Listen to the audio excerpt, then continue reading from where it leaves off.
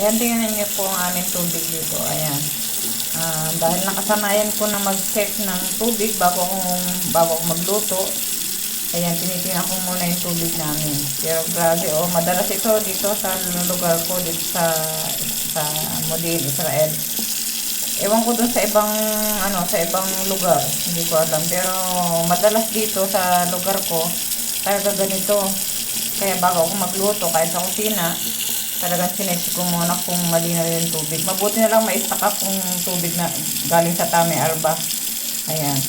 Ayan, ito tayo mukha dito sa batag. Ganun din ang kulay. Ayan.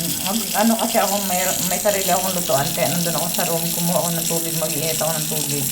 Nandun yun, Ayan, kaya bago po kayo magluto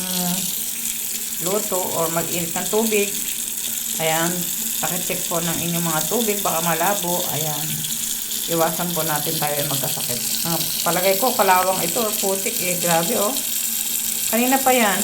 Ayan mabuti meron akong tubig na nasa bote galing sa Tami Arba.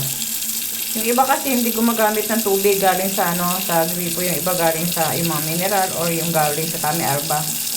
Ayan, sa water dispenser. Thanks for watching. Bye.